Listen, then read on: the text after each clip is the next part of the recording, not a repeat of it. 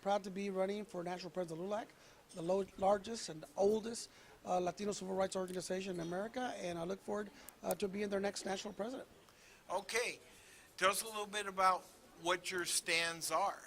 Okay, well, I'm running for LULAC because I want to make sure that LULAC grows to 1 million members, to be the largest organization, to have the influence and the voice for 55 million Latinos in the United States and Puerto Rico, to be able to go to Washington, D.C., get immigration reform passed, support our dreamers and support our DREAM Act, to get education reform done so that we can provide adequate teachers pay and provide students with the necessary tools they need to move on to college and go forward, to provide our veterans with the VA benefits that they need after serving their country, especially Latino veterans, many who are coming back home and not getting the services they need.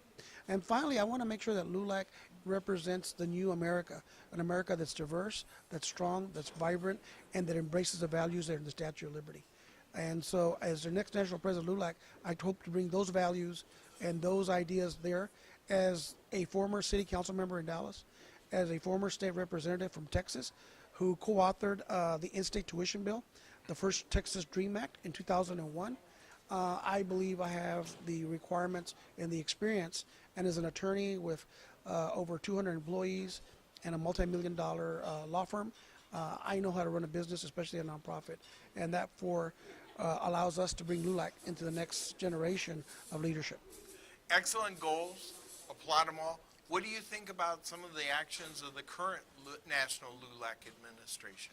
Well, there's definitely been some mistakes. That's why the reason I'm running is because I believe it's time we bring change to LULAC.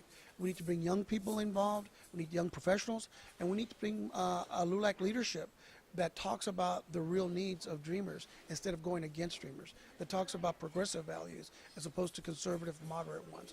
We're in a challenging time in LULAC. When we have a president who is anti-immigrant, anti-Latino, you need to have somebody who stands up and says, you can't treat our community like a political piñata.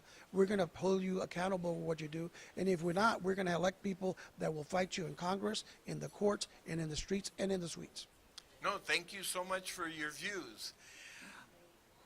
What would be your first action if you're elected? The first action is to hire 100 organizers, young people from California to New York, from Florida to Alaska, that would be trained on how to organize, mobilize, and leadership skills to go and make changes back in their communities. I want a LULAC chapter in all 50 states.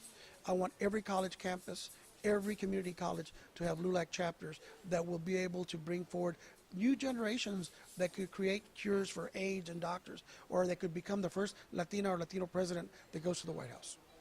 Excellent. Well, I applaud all that you're standing for and wish you well in your efforts. Thank you. Thank you.